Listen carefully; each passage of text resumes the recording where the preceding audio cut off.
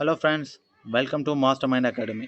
இந்த வீடியோவில் நம்ம எதை பற்றி பார்க்க போகிறோம்னு பார்த்தீங்கன்னா, நம்ம தமிழ்நாடு கவர்மெண்ட் வந்து சூப்பரான ஒரு ஜாப் ஆப்பர்ச்சுனிட்டி விட்டுருக்காங்க. அதுவும் எந்த டிபார்ட்மெண்ட்டில் விட்டுருக்காங்க அப்படின்னு பார்த்தீங்கன்னா, இந்து அறநிலைத்துறையில் வேலை. அதாவது இந்த அறநிலைத்துறையில் விட்டுருக்காங்க. அப்படின்னா என்ன ப்ரோன்னு கேட்டிங்கன்னா, இது வந்து இந்து சேரிட்டிஸ் டிபார்ட்மெண்ட் அப்படின்னு சொல்லுவாங்க. சரிங்களா, இந்து சேரிட்டிஸ் டிபார்ட்மெண்ட் கரெக்டாக. இதுக்கு சேலரியெல்லாம் எவ்வளோ ப்ரோ அப்படின்னு கேட்டிங்கன்னா, 15,000லேருந்து 55,000 வரைக்கும் கொடுக்குறாங்க. இது ஃபுல் அண்ட் ஃபுல் பர்மனெண்ட் ஜாப்புங்க. இடையில இந்த இடமாற்றம் செய்கிறதோ வேலையை விட்டு தூக்கிறதோ இந்த மாதிரி எதுவுமே கிடையாது. ஒரு டைம் நீங்கள் உள்ளன்னு போயிட்டீங்கன்னா பர்மனெண்ட் ஜாப். நீங்களாக வெளியே வர வரைக்கும் பர்மனெண்ட் ஜாப் தான். சரிங்களா, இதுக்கெல்லாம் குவாலிஃபிகேஷன் என்ன பார்த்தீங்கன்னா, ஜஸ்ட் நீங்கள் 8th 10th 12th டிகிரி நீங்கள் எது முடிச்சிருந்தாலும் பரவாயில்ல. அதை முடிச்சதுக்கான சர்டிஃபிகேட் மட்டும் உங்ககிட்ட இருக்கணும். சர்டிஃபிகேட் அண்ட் மார்க் ஷீட் அது மட்டும் உங்ககிட்ட இருக்கணும். சரிங்களா, இதுக்கு எந்த விதமான எக்ஸாமும் கிடையாது. ஒன்லி இன்டர்வியூ பேசிஸில் மட்டும்தான் உங்களை செலக்ட் பண்ணுறாங்க. அதுவும் டைரக்ட் இன்டர்வியூ. ஒன்ஸ் நீங்கள் இன்டர்வியூவில் செலக்ட் ஆகிட்டிங்கன்னா உங்களுக்கு ஜாப் கன்ஃபார்ம். சரிங்களா, டேரக்ட் இன்டர்வியூ மூலிமா மட்டும் தான் செலக்ட் பண்ணுறாங்க. நம்ம தமிழ்நாடு கவர்மெண்ட் பார்த்தீங்கன்னா ரெகுலர் பேசிஸில் ஜாப் வேகன்சி விட்டுட்டே இருக்காங்க. சரிங்களா, அதுவும் எப்படி விட்டுருக்காங்கன்னு பார்த்தீங்கன்னா டிஸ்ட்ரிக்ட் வைஸாக விட்டுருக்காங்க. எப்போ எந்த டிஸ்ட்ரிக்ட் விட்டுறாங்கன்னு தெரியாது, ஆனால் ரெகுலராக டிஸ்ட்ரிக்ட் வைஸாக விட்டுட்டே இருக்காங்க. நீங்கள் எந்த ஒரு ஜாப் ஆப்பர்ச்சுனிட்டியுமே மிஸ் பண்ணாமல் இருக்கணும்னு நினைக்கிறீங்கன்னா மறக்காமல் நம்ம சேனலை சப்ஸ்கிரைப் பண்ணிக்கோங்க. நம்ம ரெகுலராக அதை பற்றி வீடியோ போட்டுருக்கோம். சரிங்களா, இப்போ நெக்ஸ்ட்டு ஜாபுக்கு எப்படி அப்ளை பண்ணுறது, ஜாப் டீட்டெயில்ஸ் என்ன அப்படின்றத பார்த்துடலாம் வாங்க. ஓகே ஃப்ரெண்ட்ஸ், இப்போ என்னென்ன போஸ்டிங்க்கு ஆள் எடுக்கிறாங்க அப்படின்னு பார்த்தீங்கன்னா, ஃபஸ்ட்டு வந்து லைப்ரரியன், அதாவது நூலகருக்கு ஆள் எடுக்கிறாங்க. எத்தனை வேக்கண்ட் காலியாக இருக்குதுன்னு பார்த்தீங்கன்னா ஒன்று தான் காலியாக இருக்குது. சேலரியெல்லாம் எவ்வளோன்னு பார்த்தீங்கன்னா 18,500, அதாவது 18,500 58,600 வரைக்கும் கொடுக்குறாங்க. இதுக்கு எஜுகேஷனல் குவாலிஃபிகேஷன் பார்த்தீங்கன்னா ஜஸ்ட் நம்ம 10th பாஸ் பண்ணியிருந்தால் மட்டுமே போதும். 10th பாஸ் பண்ண சர்டிஃபிகேட் நம்மக்கிட்ட இருந்தாவே போதுமானது. இதுக்கு நம்ம எலிஜிபிள் தான், இதுக்கு நம்ம அப்ளை பண்ணலாம். சரிங்களா, நெக்ஸ்ட் என்ன போஸ்டிங் காலியாக இருக்குது அப்படின்னு பார்த்தீங்கன்னா ஆஃபீஸ் அசிஸ்டண்ட், அலுவலக உதவியாளர். சரிங்களா, அதுக்கு ஒரு போஸ்ட்டுக்கு காலியாக இருக்குது. அதுக்கு சேலரி எவ்வளோ அப்படின்னு பார்த்தீங்கன்னா 15,900, கிட்டத்தட்ட 16,000.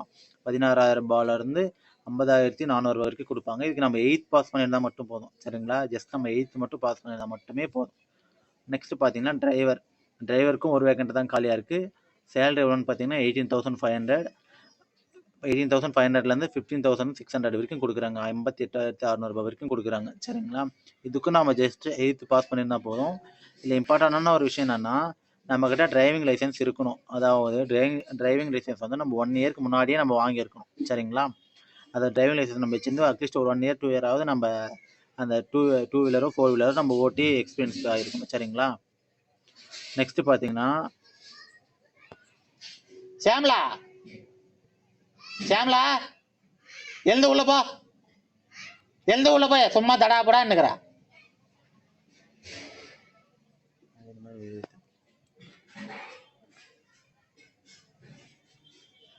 நெக்ஸ்ட் பார்த்தீங்கன்னா உதவி மின் பணியாளர், அதாவது அசிஸ்டன்ட் எலக்ட்ரீஷியன். இதுக்கும் ஒரு போஸ்ட் காலியாக இருக்குது. இதுக்கு சேலரி ஒன்று பார்த்தீங்கன்னா 16,600, 16,600 52,400 வரைக்கும் கொடுக்குறாங்க. இதுக்கு நம்மளுக்கு என்னென்னு பார்த்தீங்கன்னா, இதுக்கு நம்ம அந்த தொழில் பயிற்சி நிறுவனத்தில் நம்ம அதுக்கு பயிற்சி முடிச்சிருக்கணும். சரிங்களா, அந்த பயிற்சி முடிச்சதுக்கான சர்டிஃபிகேட் நம்மக்கிட்ட இருக்கணும்.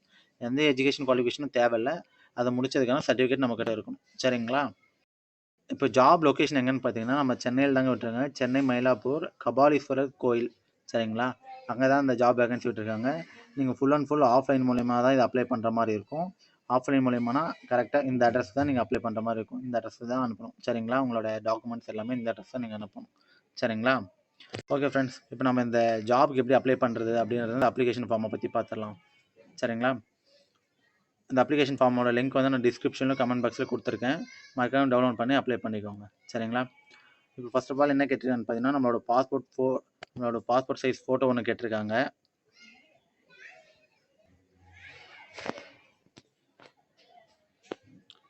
ஓகே ஃப்ரெண்ட்ஸ், இந்த அப்ளிகேஷன் ஃபார்மை நான் வந்து டிஸ்கிரிப்ஷன் பாக்ஸில் கீழே கொடுத்துருக்கேன், அப்புறம் கமெண்ட் பாக்ஸில் கொடுத்துருக்கேன். மறக்காம டவுன்லோட் பண்ணி அப்ளை பண்ணிக்கோங்க.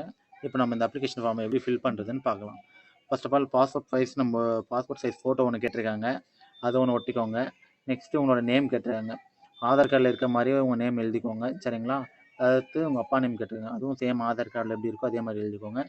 நெக்ஸ்ட்டு விண்ணப்பிக்கும் பதவி, நீங்கள் என்ன போஸ்டிங்கு அப்ளை பண்ணியிருக்கீங்க, டிரைவர்னா டிரைவர், லைப்ரரினா லைப்ரரியன், ஆஃபீஸ் அசிஸ்டன்ட்னா ஆஃபீஸ் அசிஸ்டண்ட், அந்த மாதிரி. சரிங்களா, உங்களுக்கு என்ன இது இருக்கோ அப்ளை பண்ணுறீங்களா அதை எழுதிக்கோங்க. நெக்ஸ்ட்டு பார்த்தீங்கன்னா தற்போதைய முகவரி, உங்களோட கரண்ட் அட்ரஸ் கேட்டிருக்காங்க, பர்மனெண்ட் அட்ரஸும் கேட்டிருக்காங்க.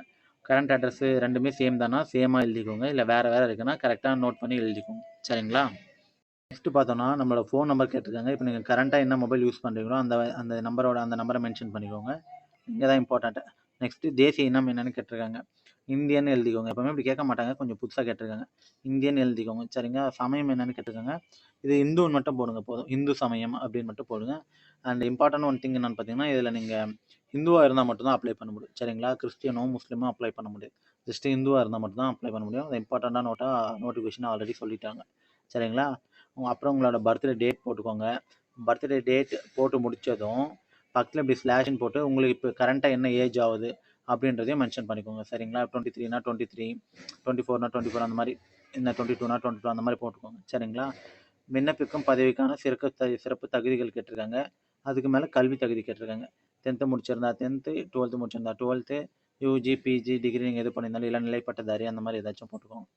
விண்ணப்பிக்கும் பதவிக்கான தகுதிகள் உங்களுக்கு ஏதாச்சும் இம்பார்ட்டன்ட் தகுதி எதனா இருக்குது அப்படின்னா அதை மென்ஷன் பண்ணிக்கோங்க. எல்லாச்சும் டெஸ்டினில் மட்டும் போட்டுருங்க.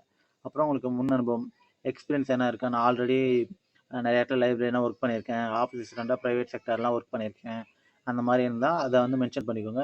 அப்படி மென்ஷன் பண்ணுறதா இருந்தால் அதோட சர்டிஃபிகேட் வந்து நீங்கள் இதோட அட்டாச் பண்ணணும். சரிங்களா? அது ஒன்று கேட்டிருக்கேங்க.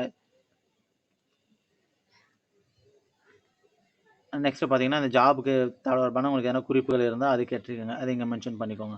சரிங்களா? பார்த்தோம்னா இதில் என்னென்ன அட்டாச் பண்ண சொல்லி கேட்டிருக்காங்கன்னா வயது சான்றிதழ், அதாவது உங்களோட பர்த் சர்டிஃபிகேட் கேட்குறாங்க. சரிங்களா? பர்த் சர்டிஃபிகேட் இல்லை ப்ரோ அப்படின்னு சொன்னீங்கன்னா உங்களோட வயதை ஏஜை மென்ஷன் பண்ணுற மாதிரி கரெக்ட் ஏஜில் இருக்க மாதிரி எந்த சர்டிஃபிகேட் ப்ரூஃப் வேணாலும் நீங்கள் அட்டாச் பண்ணிக்கலாம். நெக்ஸ்ட்டு உங்களோட ஆதார் கார்டு ஜெராக்ஸ் கேட்டிருக்காங்க.